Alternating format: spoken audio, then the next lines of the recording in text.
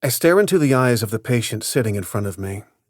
Glassy and bloodshot, they reflect his past few sleepless nights, no doubt spent contemplating both his uncertain future and the terrifying prospect of having the hands of a relative stranger rooting around in his skull.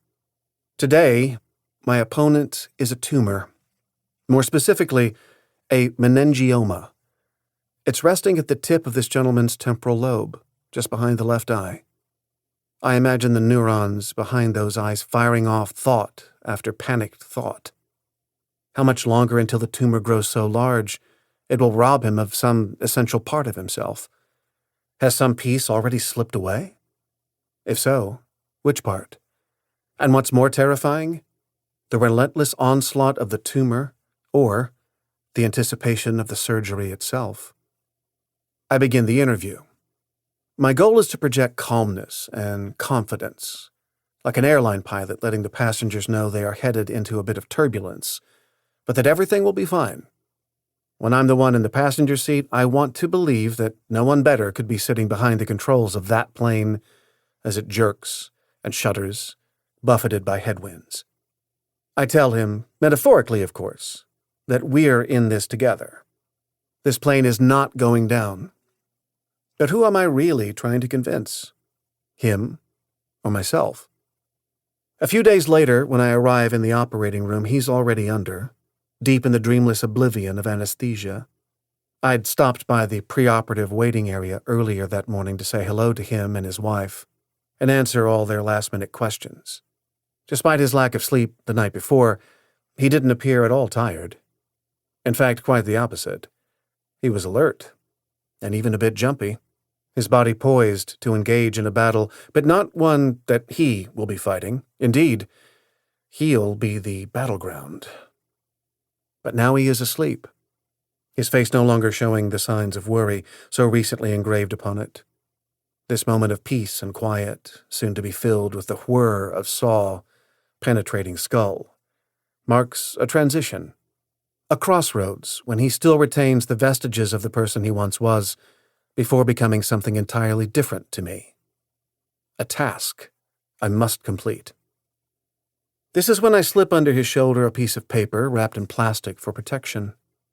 On it, a prayer has been printed in a language I cannot read. A talisman provided by his family to shepherd him through his pilgrimage, and me through my campaign. His body is now fully exposed, as tubes and wires symbiotically link his organs with the anesthesiologist's machines.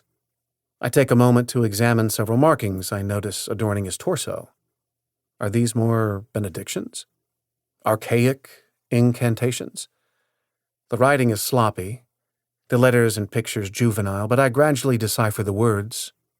I love you, Daddy, is penned in blue marker down his left arm. His right arm bears a picture of a multicolored rainbow under which, "Come home soon," is scribbled in red. On his elbow, next to a misshapen balloon heart, is a brown oval splotch, atop which one of his younger children, probably the prankster of the family, not fully realizing the gravity of his father's plight, has impishly written, "Poop."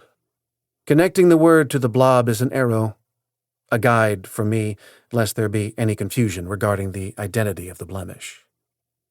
I am a neurosurgeon working in New York City.